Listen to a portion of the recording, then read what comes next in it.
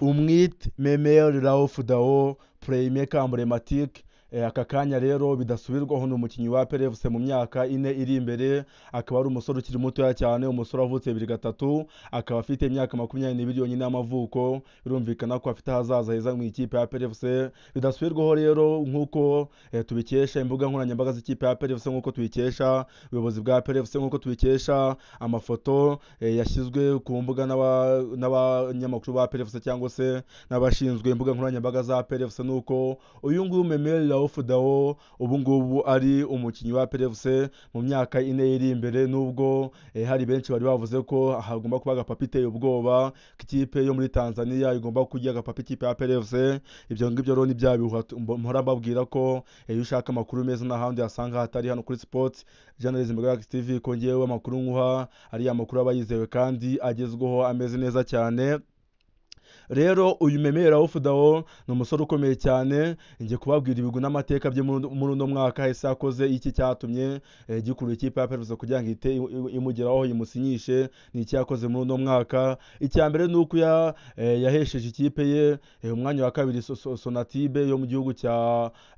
Burkina Faso, yahesheje umwanya wa kabiri muri shampiyona. Ibi ngibi akaba ari statistique nziza bura iyo yahesheje ikipe umwanya wa kabiri, kandi nk'umukinnyi ukina ku 10 kankubwire ko mu mikino 29 yakinye muri uno mwaka yaje kuba yatsinda ibitego 5 na assist 3. Ibitego 5 rwose akaba ari ibitego bitari bikeya. Nubwo maze kumva ko abanyamakuru benshi b'ibihuha hano mu Rwanda batangiye kumuvuga nabi bamusebya, ariko ntibamenye ikibakoresha kuko abenshi bari muri ya system ya APR FC yo mu myaka yashize abapampe. Ariyo mpamvu ubona ko batangiye kurwanya buri mukinnyi wese uguzwe na APR FC, bamusebya bavuga ko adashoboye, kandi ubona ko aho vuye bavuga ko ari umukinnyi w'igitangaza. Uyu nguyu Memel Raouf Dao mu mikino 29 ya shampiyona yakinye yaje kuba yatsindamo ibitego 5 ku mukinnyi ukina ku 10 na assist 3. Ndakubwiza ukuri ko muri APR FC umuntu ufite ibyo bitego ukina ku 10 ni Mamadou Lamine Debala, ni ukina ku 10. Ibyo bitego 5 ntabyo afite, bishatse gusobanura ko uwo asanze ku mwanya murusha ibitego muri saison, kuko umwe afite saison mu Rwanda undi afite saison mu gihugu cya Burkina Faso. Uwo asanze kuri uno mwanya rero amurusha ibitego, kandi shampiyona ya Burkina Faso amakuru dufite nuko atari shampiyona itsindirwamo ibitego byinshi.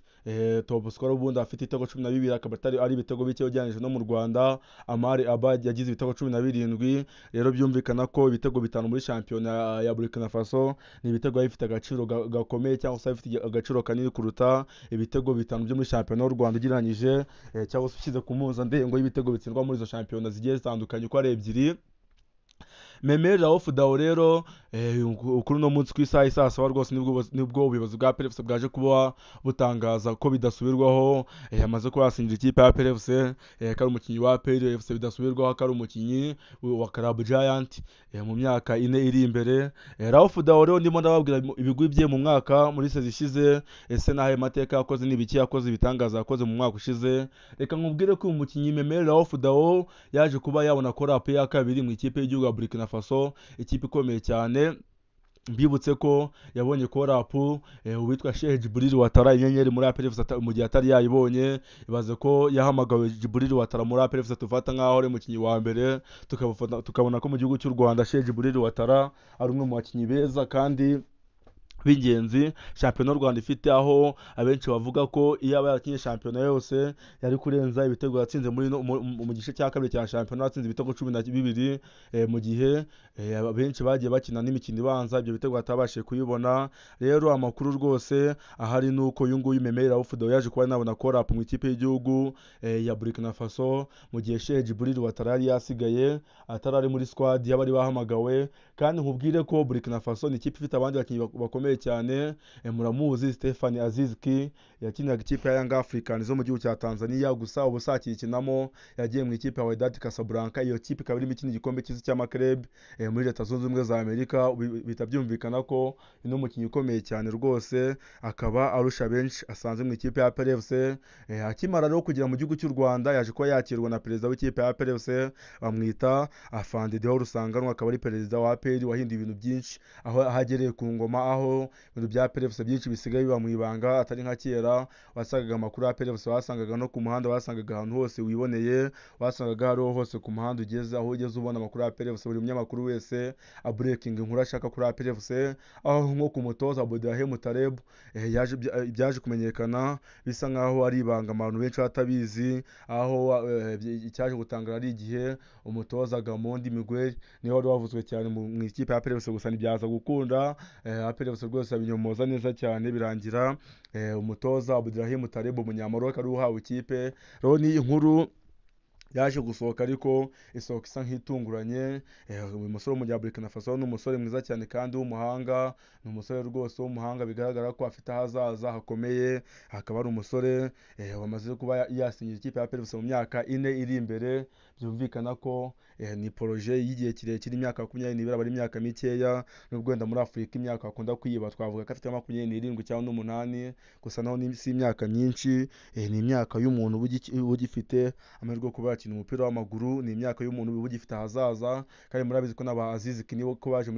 muri za Yanga ari batoya cyane ba Halid Aucho muri za Simba baje rwose abakinnyi bakiri abana muramuzi n'umusore wa Azam bamwita